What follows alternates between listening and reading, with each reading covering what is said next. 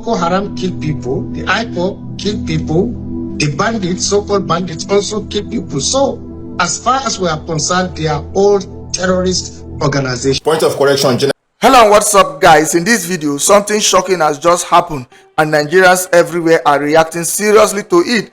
A top Nigerian army general from the north has just made a statement that is already causing uproar online. In his own words, he said, Boko Haram kill people, IPOB kill people, and the so-called bandits also kill people. So, as far as we are concerned, they are all terrorist organizations. Yes, you heard that right. A 7th general boldly compared IPOB, the indigenous people of Biafra, to Boko Haram and bandits, and now Nigerians are not keeping quiet. Many people are asking, how can you place IPOB in the same category with Boko Haram and bandits? They say IPOB is not bombing market or kidnapping villagers. Rather, they are simply crying out about Igbo marginalization, demanding equity, fairness, and inclusion in Nigeria's leadership. Others are saying if the government doesn't want them to agitate, then why not allow a referendum so they can peacefully decide their future as Biafrans? Now, here is where it gets even more interesting. Activists like Sowore have reportedly called for a national protest on the 20th of October 2025, demanding the release and fairness treatment of Nnamdi Kanu, the IPOB leader. Even big names like Atiku and VeryDarkMan have shown support, saying if bandits can get peace deals in the north, why can't Nnamdi Kanu and IPOB get the same treatment? Remember, Nnamdi Kanu has been in DSS detention for over 4 years, yet there is no evidence he killed anyone or carried weapons. Meanwhile, bandits who openly terrorize Nigerians are negotiating peace and collecting incentives. But it didn't stop there. A Nigerian man on TikTok fired back at the general, and his response is trending everywhere. He said, point of correction, general, this is not the 1940s where people can just talk without facts. In 2025, everyone can use Google to confirm the truth. He went further, saying that calling IPOB a terrorist group without proper understanding is either ignorance or hypocrisy. He compared it to calling all Arewa people terrorists because of a few bad ones, or calling all Yoruba or Fulani people terrorists because of some individuals causing trouble.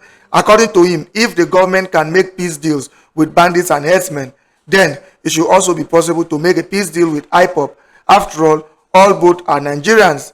He ended his message with serious emotion, saying, let's stop pretending like we are children.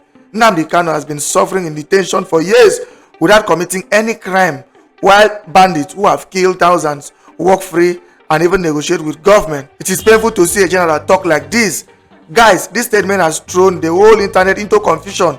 Many Nigerians are asking, how can you call one group terrorists and make peace with another? Where is the justice? Where is the fairness? Guys, I will let you watch this video for yourself so you can see exactly what I'm talking about. Also, don't forget to like, share, and subscribe to this channel if you haven't already done so. Take a look, guys, and remember to share your thoughts after watching. Boko Haram kill people, the IPOB kill people, the bandits, so-called bandits, also kill people. So, as far as we are concerned, they are all terrorist organizations. Point of correction, general. General Gusau, I think we're no longer living in 1940s where there was no access to internet. In 2025, everybody has access to internet and has access to vital and the authentic information. You can just use your phone, like Google or ask Google. That is if you don't have a good background knowledge of what you are saying. General, let's be honest to ourselves. If we say that the IPOB is a terrorist group, two things are involved. Either we don't have a background knowledge of what we are saying, or we are intentionally being hypocritical in some topics. If we don't have a good knowledge of what we are saying, two things are involved.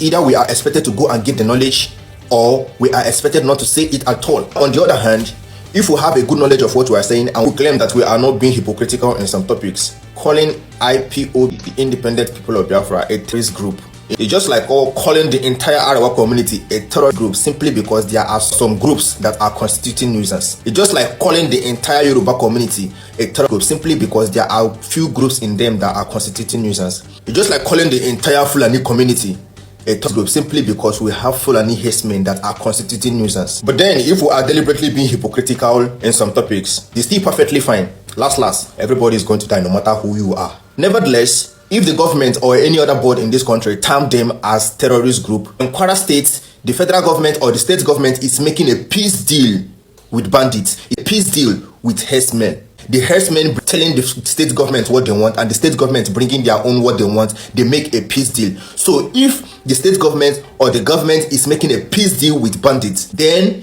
if the IPOB is still a terrorist group, maybe the government can still make a peace deal with them and ask them what they want, and maybe give them what they want.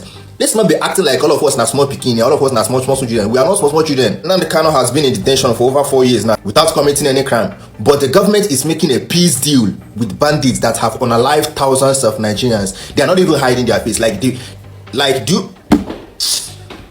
You guys are giving us more evidence to just believe that this country has broken beyond repair. See what you are saying? Man, no go talk now. Go can't talk too much. I bet. What has motivated you to take the step of calling on people to take to the streets to draw attention to the need to release Mr. Kanu? It's a number of things, and one is that we're friends, and we've been friends for a long time. In fact, I was one of the few people through Sahara TV that interviewed Nnamdi Kanu when he was relatively unknown, before he was arrested the first time. And I met him in 2019 in New York, had a conversation about the struggle for his people, and we struck a friendship then. And I was here in Nigeria myself, held up by the Nigerian government when he was extraordinary rendition from Kenya. In fact, I was one of the few people who ran to court by the time he had been taken to the DSS detention, where he had been deposited before, after he was kidnapped from Kenya. So, but the most important thing is that I understand the nature of justice, fair hearing, his constitutional right. And it is in his own case that you can say that he's presumed guilty and he's trying to prove his innocence, which is very sad. If you look at how long it has taken for all these court processes to take place, you know that Kanu's fate is not in the hands of the judiciary. If a decision was taken today by the owners of Nigeria to let him go, the judge might sit in the middle of the night and let him go. And by the way, on my way here, something happened. President Tinubu just pardoned 82 people. One of them was Herbert Macaulay, Nnamdi Kanu, of course, Farouk, who collected bribe from Otedola, a cocaine dealer who was in prison for life, and a fraudster. So if you can pardon this array of people and several others, I'm not asking for pardon for him, but it's a time to let Nnamdi Kanu go. Is there a lot of public support for the release of Nnamdi Kanu, or is that difficult to gauge? It's unprecedented. You know, I've been fighting for his release for a long time. I used to attend all his court trials. Under Buhari, I was attacked several times. Each time I went to court, I was attacked physically by the DSS, police, thugs. But this time around, I'm surprised at the number of non-traditional people, you know what I mean, who are in support of it. In fact, there was a poll put up by, it's not a scientific poll, by Tunde Ednon's page, who's a major Instagram influencer. And out of 17,000 people, 92% of them support the call for his release and the protest that's been planned for 28th of October.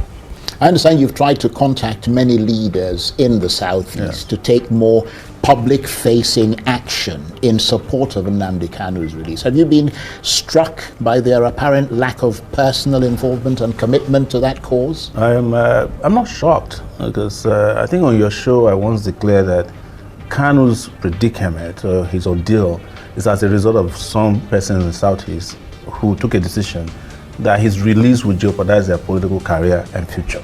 That I know as far back as when Tinubu freshly became president, because I was part of some conversation to release him. And they said at that time, Imo elections are coming. If it comes out, APC might not win. And subsequently, I realized that some of the communiques you see is just, word of mouth by day.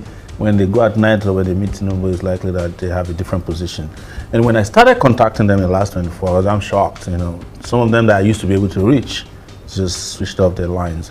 The ones I sent messages never responded. I reached out to Soludo, who I know personally. That's Charles Soludo, who's the governor of Anambra State. No response till now. I reached out to Alex Oti. Alex Oti used to be a columnist for Sahara Reporters, so I know him personally. No response till now. The only response I got was a nominal response that no, we shouldn't have dragged us the way you did. Reached out to Peter Obi, they said he's in Rome. But I sent a message that, you can behave as the Romans do too, just be part of this. But some have been encouraging. Senator Abaribe, I reached out to him, he responded, he said, I'm in on this. And I know that Baribe suffered when he was a shorty for Kanu. In fact, I was sleeping on a Baribe's bed at the DSS in 2019, shortly after he was released, because he was a shorty for Nnamdi Kanu. So the rep from his state at the National House of Rep also signed up. A number of persons have signed up, some of them publicly, but there is no unified response from Southeastern political leaders or traditional rulers, or even the religious priesthood there, which many had expected would happen. But a lot of young people have signed up to this, and you can see that the Nigerian government is already pushing back because they've seen the response to be unequivocally in support of the release of Nnamdi Kanu at this time. I don't think they were expecting that such a response would be so favorable and swift. So is this what you think is needed to push this Nnamdi Kanu issue over the line and perhaps change President Tinubu's view of Mr. Kanu, and not the sort of behind-the-scenes quiet diplomacy that has been going on since? It's obvious that diplomacy cannot work. If it was going to work, by now it would have resolved the issue. I think they use the diplomacy or their proclamation about diplomacy to just make the public become a little lethargic about his release, so that nobody, oh, they're working on it, don't worry. Because we hear that a lot from Oti, who is the Abia State governor, that is working on this quietly. In fact, I was told in court about 2 weeks ago that he will be released on head grounds. They convinced everybody, only for him to come to court, and they kept changing the goalpost, as we call it. So I don't think diplomacy has to be a combination of actions, and one of it, I think, is going to be a loud public disapproval of his continued detention, and a protest would work, in my view, in that regard. And that's why I want these people who claim to want him to be released to join the protest. Yes, because when they have issues, they do protest. There's no major politician in this country has ever participated in the protest when their own private interests are at stake. I was speaking to a group of Nigerian political campaigners recently, and they seem to think that mobilizing the Nigerian people for any kind of large-scale protest has become a sort of famously impossible thing to achieve. I mean, do you share that view? Well, I don't. It's the same country in 2024 that Nigerians protested for 10 days straight in what was known as End Bad Governance struggle. Nigerians in 2020 did end SARS. It was a globally acclaimed resistance. Well, to be fair, the end SARS was the last big protest. Yes, but there was still a protest in 2024. It may not have been as big. What I'm saying is that, yes, there's been efforts to discourage Nigerians, and when you go out there and kill people and charge them for offenses that are very grievous in nature, you're likely to discourage a country in which you have 139 million people who are living in abject poverty. They just want to go out there and get whatever they can and survive from day to day, hand to mouth. So, but I don't think that it's impossible. What has been impossible is the unity of purpose, because they have figured out how to divide us, along ethnicity. I remember in 2024 when we were planning bad governance protest, we included the release of Nnamdi Kanu in that protest. And Johannes Ndigo, when I issued a statement that they are not part of the protest. So maybe by now we would have gotten Nnamdi released. So there's also a lot of tactics used by Nigerian government to discourage people. And some of it is how they have made it open-ended to kill protesters, implicate them in crimes that are insurmountable. You saw in 2024 how they charged children for treason. It's never happened anywhere in the world before. So, but I think the consciousness around this is great. And I also think that in some ways, Nigerians always love when things are happening in other places. They love the replica of it. You notice that there's been a lot of chatter around Nepal, Morocco recently. So maybe, that's also might be an inspiration. Right, but I mean, are there lingering security-related things that are yet to be resolved around Mr. Kanu? I mean, can he, for instance, call on IPOB? I think he's called on them before, but again, to relinquish all forms of violence and all forms of threat to the Nigerian state. Will that be needed as well in order to convince the powers that be of Mr. Kanu's sincerity? I think he made an open declaration in court where he said, give me 5 minutes if I'm released, I'm going to end the violence in the Southeast. He made the declaration in court last year. What else do you want from him? And you are the government, at any rate. you have a duty to protect the public. It's not his job to protect the Southeast or the Southwest. But the truth is that I have said this, and I'll repeat again. If you are a Nigerian, you can get away with a lot of things. But if you are Igbo, Nigerian, you can't get away with a lot of things. Yes. But you're not getting away with much. Yes, but the odds are stacked against you because you're coming with zero, and they will do to you. I mean, it was in this country that there's a Yoruba nation movement. They even went and hijacked a radio station last year. Did you hear of any trial? Did you hear of any arrest? I'm not using that. I'm not saying that should not be the case, but we must tell ourselves the truth. That it just doesn't look good that the Igbos are marginalized in every sector, including in the justice sector. To get a trial wrapped up in 10 years is also difficult to do, especially when you claim that you have evidence that this person has committed these grievous crimes. Nothing has been done. There's nobody who's been presented as a witness. The only witness that was presented in his case did not accuse him of any crime. He didn't say he found a gun on him or he was importing ammunition or weapons or had a grenade. He just said, well, he was making declaration that he wants Biafra. And I've checked the Nigerian Constitution, 1999 Constitution. There's nowhere it is stated that it's a crime to say that you want Biafra. Yeah, well, I mean, you do have to, and not to sort of qualify what you're saying, but I mean, the person asking for a Yoruba nation is quite different from the Biafra issue, because Biafra, actually, there was a war in this country. That's exactly what I'm telling you, that the laws are stacked against you. That lasted quite some Absolutely. time. So in that context, and in that very narrow context, anything that appears to inflame that concept of bringing back the memories of the war and all the things that happened and in a sense threatening this country is something that raises the hackles of people. But let me ask you this. I mean, you yourself have become a sort of master of the protests, if that can be described in polite terms. I mean, is that because you believe that over the years or over the decades, the mood of the times in this country has been politically dark and is getting darker? Yes, I have always stated that every president in Nigeria is worse than the last one. When Buhari left, everybody said this is going to be the worst. And after Buhari left, people were calling for the return of the Buhari regime.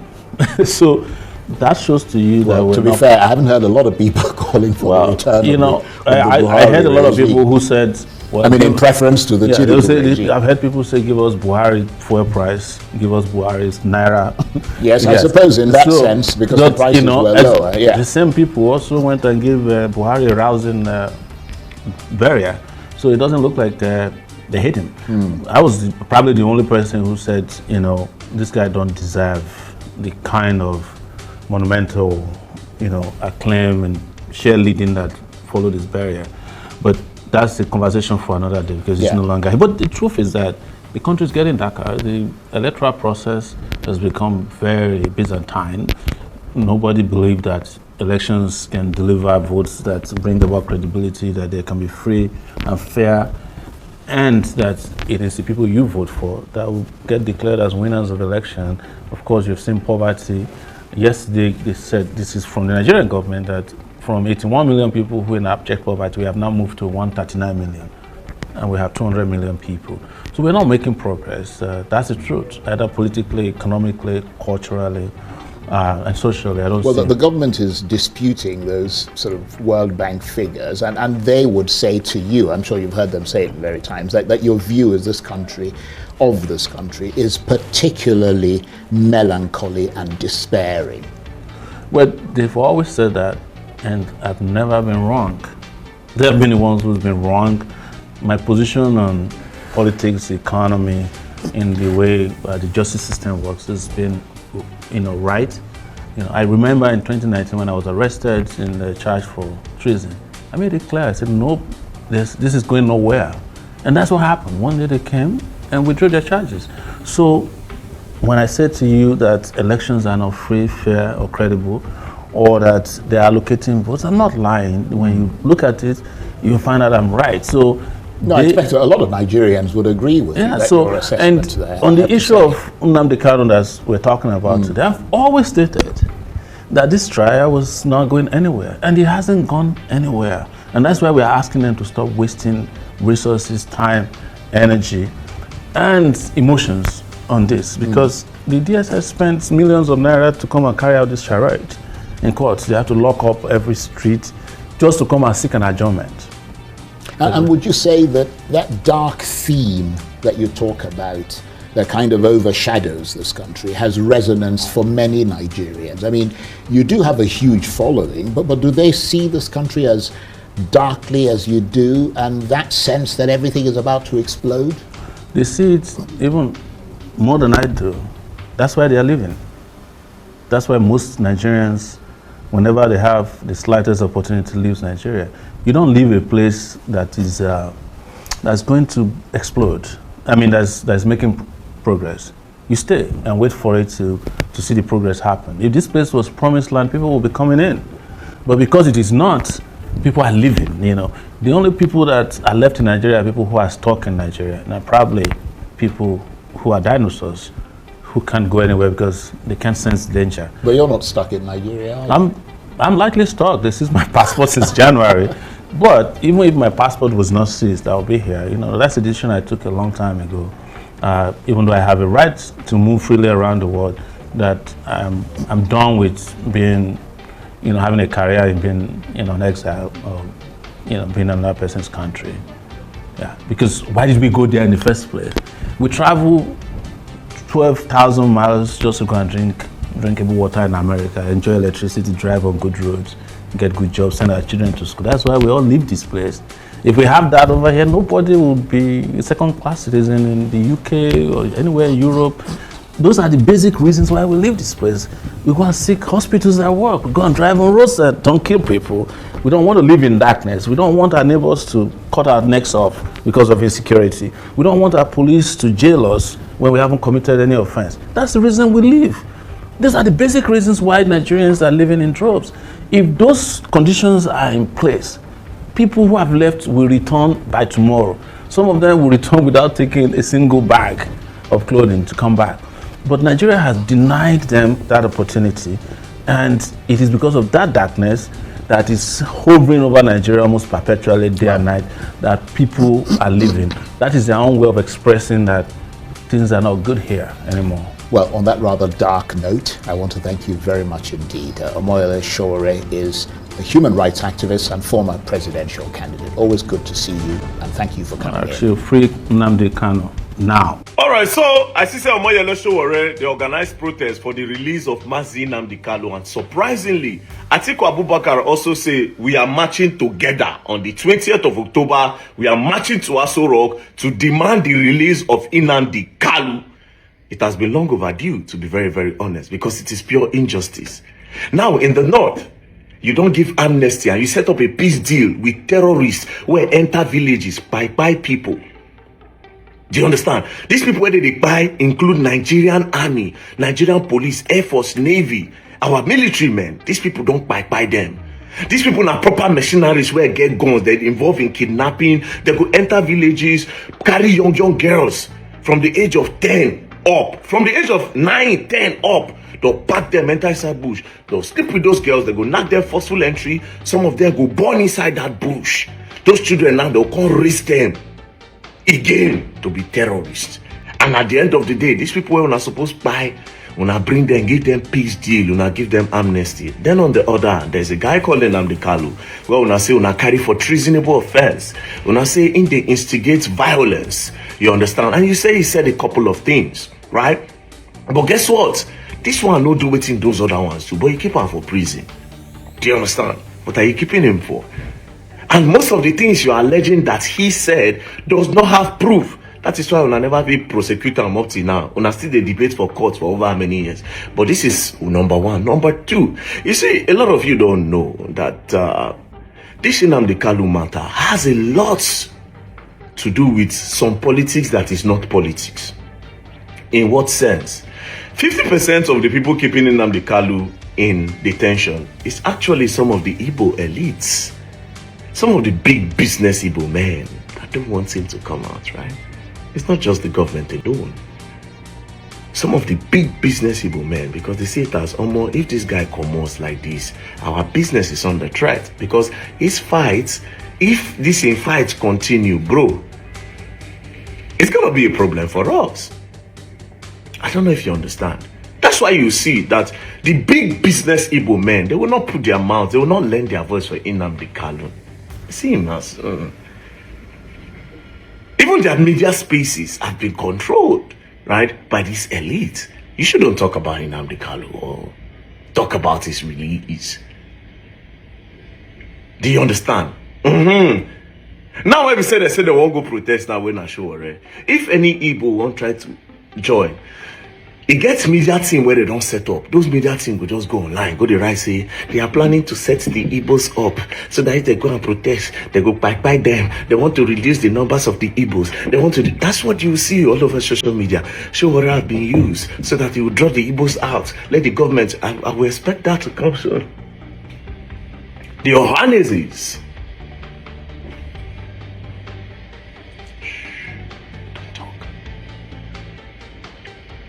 This guy has been in prison for over how many years? Other people will do worse than waiting that they allege them, that they give them peace deal, that they free them, that they go to their house. But this guy man, they for sale.